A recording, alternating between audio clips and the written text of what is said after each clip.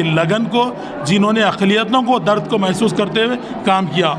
और यहाँ पर भी मुझको आने का मौका मिला, और यहाँ पर आने से पहले भी हमने इस दरगाह को वक्फ बोर्ड की जानिब से 15 लाख रुपए यहाँ पर सैंक्शन भी किए। 15 लाख रुपए ऑलरेडी टेंडर भी अलाट, सरपंच साहब को काम अलाट भी कर दिया गया काम, क्योंकि उर्स का मौका है इसलिए काम थोड़ा स्लो हो रहा है। इंशाल्लाह 1-2 दिन में उर्स होने के बाद बहुत जल्द में एक तूफ़ानी अंदाज में आप जल्द से जल्द उसका काम अंजाम देंगे।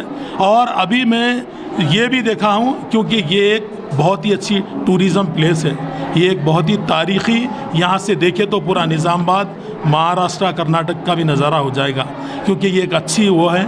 इसको एक बेहतरीन टूरिज़म की शक्ल में इंशाल्लाह ये दरगाह, अभी मैंने जिक्र किया कि गार्डनिंग के टाइप में एक अच्छा नज़ारा इसको हम इसको अच्छा देंगे, क्योंकि यहाँ से हमें बहुत ज़्यादा वक्फ बोर्ड को आमदनी भी होती है।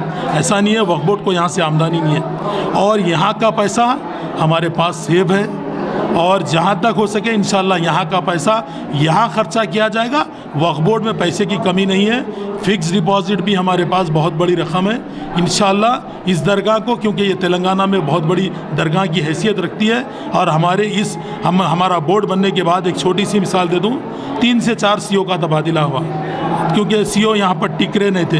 अब हमारे सीओ साहब क्योंकि बेहतरीन अंदाज में इन्होंने अपनी सलाहियतें 2 महीने भी उन्होंने आकर 1 महीने से ज़ायद नहीं हुआ, लेकिन उन्होंने आपके निज़ामाबाद के ही 3 अब तक विज़िट कर चुके हैं। ये एक उनकी बहुत बड़ी कामयाबी है, क्योंकि इन्होंने आना 1 महीने के अंदर उनका ये होना।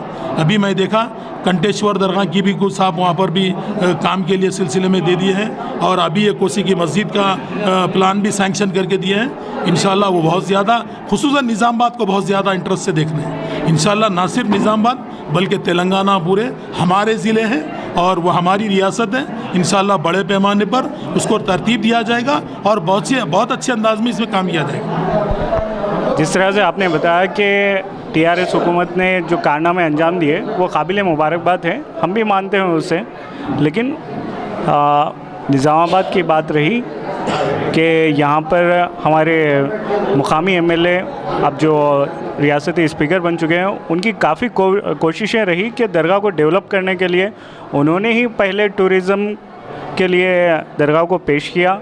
उसके अलावा जो गाड़ियों के लिए रोड तैयार करने का प्रपोज़ल भी उन्होंने ही दिया, लेकिन उसके बावजूद भी वक्फ बोर्ड की इतनी कोताही रही उस मामले में, वो कई सालों से पेंडिंग रही। इसकी वजह मैं आपको एक छोटी सी बात बता दूं, ये इलाक़ा मैं समझता हूँ पोचाराम श्रीनिवास साहब को नहीं आता, जीवन रेड्डी साहब को आता है, यहाँ के पोचाराम श्रीनिवास साहब को आता है। और जहाँ तक आप जो बात बताए हैं, शरई मसले से भी हमको देखना है। ये वक्फ जायदाद है, वक्फ जायदाद से जब तक हम उलमाए कराम से बात नहीं करें, किसी चीज़ को जल्दबाजी में हम जारी नहीं कर सकते।